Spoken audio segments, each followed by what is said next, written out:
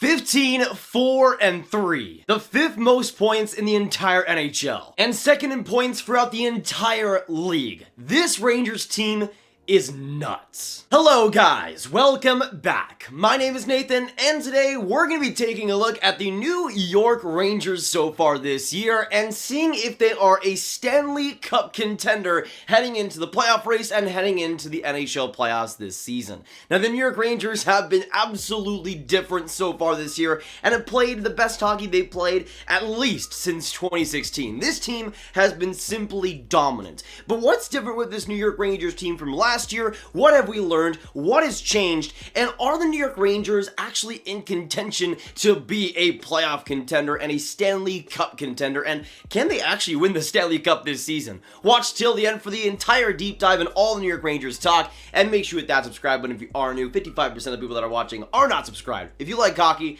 this channel is the place to be. And I realized I haven't even made a video about this Rangers team specifically so far this year, but it absolutely is deserving to be made. A lot of people don't know just how good they're playing right now, and especially after that win versus San Jose Sharks, a 1-0 win, by the way, which was crucial for them. I feel like this Rangers team is in a solid position to continue that winning and continue that momentum. A lot of people just don't know how high they are in the standings right now. They're 5th in terms of points, and the only teams ahead of them are the Florida Panthers, Toronto Maple Leafs, the Flames, and the Capitals. They're ahead of teams like the Canes, the Oilers, the Wild, the Lightning, the Blues. There are tons of amazing teams the Rangers are ahead of in the standings, and they're 2nd in points percentage. Right now, with a 750 points percentage, the only team higher than them in that department is the Florida Panthers. So the Rangers are the 2nd highest team in terms of getting points per game, ahead of teams like the Leafs, ahead of teams like the Capitals, ahead of teams like the Flames. This Rangers team has been so good and so consistent this year, and they just are not getting the credit that they deserve.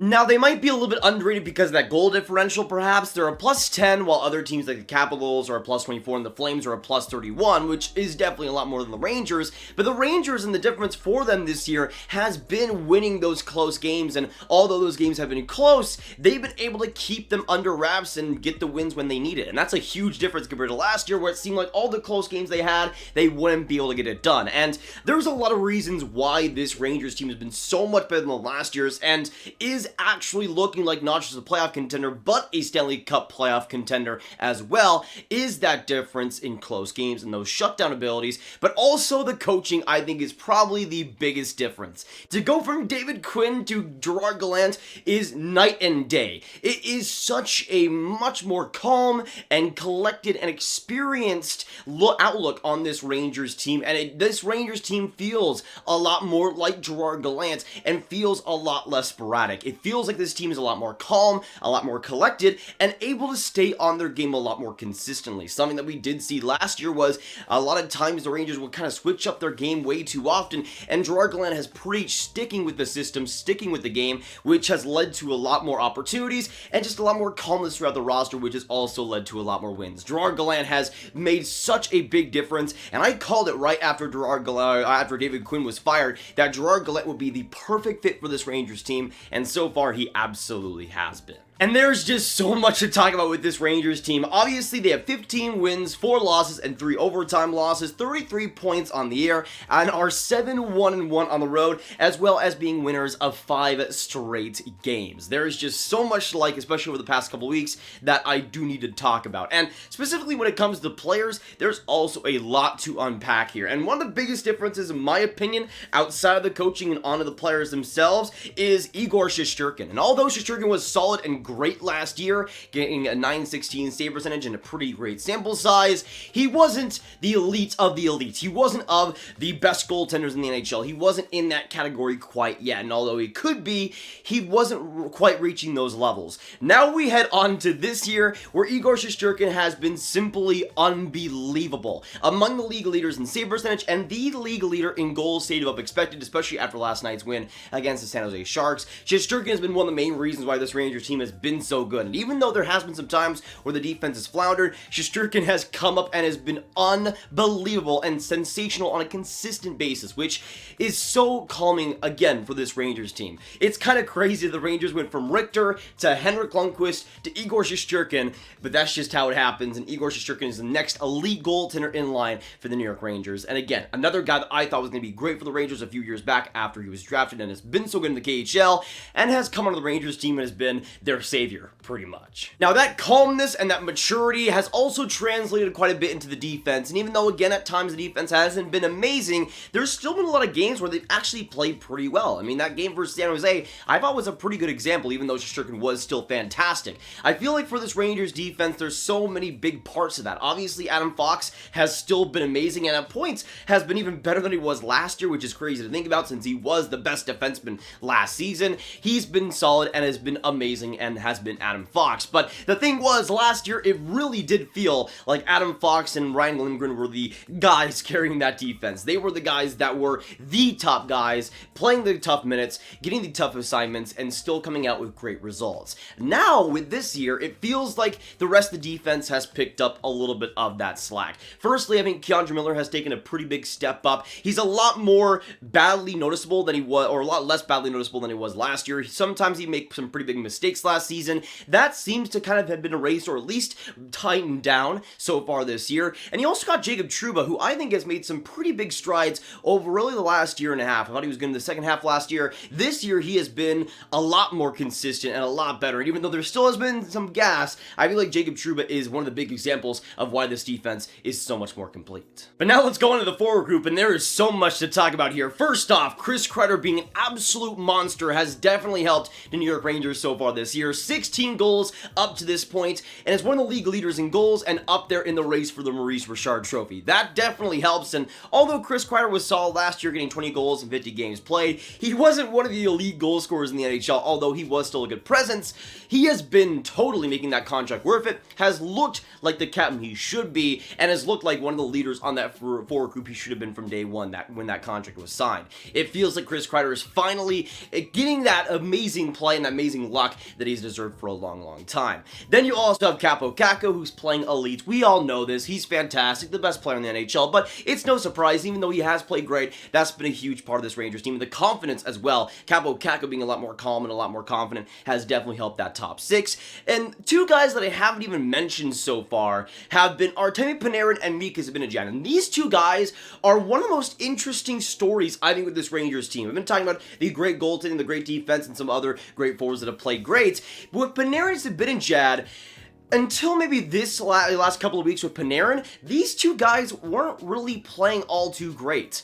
Yet this Rangers team was still finding ways to win and still finding ways to be in the playoff race and be one of the top teams in the NHL. And definitely Panarin has stepped up, I think, over that last couple of weeks. But still, it doesn't feel like they were as has been as dominant as they were last year, especially with Panarin, where I think there's still an extra gear to unlock. But specifically with Panarin, he's a guy that has been great this year, but not on that elite MVP level. And that is what I think is so interesting, is that this Rangers team is finding ways to still score goals and to still win, even though their top forward isn't even at his greatest level. And then you have Mika Zibanejad, who's just signed his new contract and has been pretty awful so far this year. Even though some of the points have still been there, the guy only has 4 goals up to this point and has had a pretty big sample size. I think he has 4 goals in 22 games. Yeah, 22 games when it comes to Zibanejad. That is horrible for a guy like Zibanejad, who really profits off that goal scoring and that power play ability. And even though the assists have been there,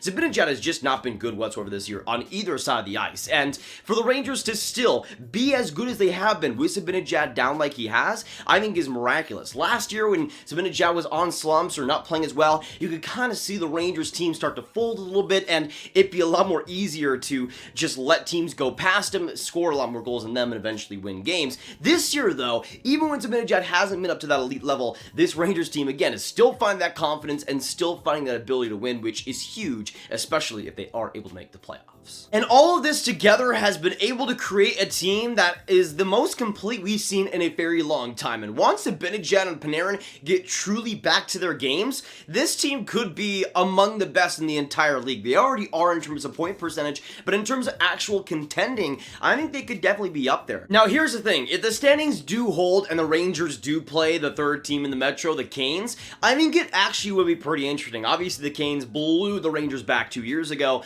but the Rangers would have home ice advantage, and they have been simply elite in MSG so far this year at a 7-1-1 record. And I feel like for the Rangers, there might still be an opportunity to win that type of series, but I still think there's a lot of teams in the East the Rangers could potentially beat that are in the playoff race. A team like Pittsburgh has been extremely banged up, and that's a team that I feel like is pretty vulnerable. Even if they do make the playoffs, I think the Rangers could have a chance for them. Now, the Capitals might be a little bit of a different story. I think they're beyond the Rangers in terms of actual playoff ability, but they also haven't had the most success really since 2018, so maybe the Rangers could find something there. But you also have teams in the Atlantic. I think the Rangers are definitely going to be better than the Red Wings if there's somehow a playoff matchup there. I think the Rangers could beat a team like the Bruins. And the thing is here too, let's not forget about the moves the Rangers made in the offseason. Even though I'm still not the biggest fan of a Buchnevich-Tremblay trade, it was obvious the Rangers were trying to be a lot more prepared for the playoffs if they were to make it this time around. I mean, a Barclay Goodrow contract, for example, the Ryan Reeves trade, these are guys that thrive under that pressure and thrive under those situations. Just Barclay Goodrow, for an example, even though I might not be the biggest fan of that contract, that's a guy that won the Stanley Cups with Tampa, was huge parts of those middle sixes, and knows how to shut it down and win in those situations, which is a thing that is extremely valuable for a team like this that hasn't really made the playoffs or even won a playoff game as they are New York Rangers. So that is going to be huge as they potentially make the playoffs this year, and I feel like he'll be a guy that Dreger uses a lot throughout the playoffs too, as he probably should. Now, I'm going to say something that might maybe get me in trouble here, and although it might be recency bias, I feel maybe a little bit more confident about this group than I even did for the Rangers back in the Henrik Lundqvist days, 2014, for example.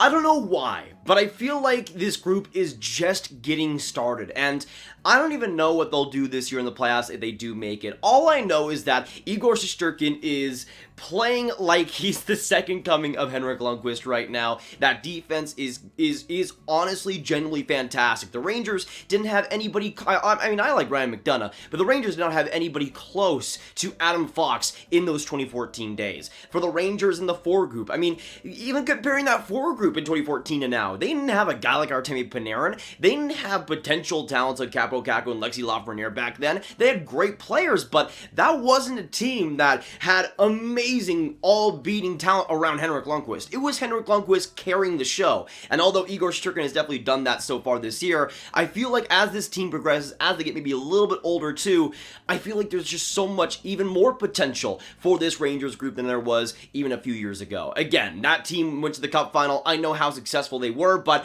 they didn't win the Stanley Cup. But with this current team, with this current core, I feel like there's the potential to actually get this done. But that is going to be it for today, guys. Thank you so much for watching. If you did enjoy, make sure you hit that like button, hit that subscribe button, hit that notification bell. By the way, I do think the Rangers should be playoff contenders and should be Stanley Cup contenders, even if they would be kind of on the lower end of that. I don't think they're going to be better than a team like the Panthers or a team like the Avalanche or other teams, for example, but I do think they could kind of be in that lower Stanley Cup contender range, so that's kind of how I'm feeling right now. But again, that'll be it for today. Make sure you hit that subscribe button, hit that like button, hit that notification bell. Comment down below, what do you guys think of this Rangers team?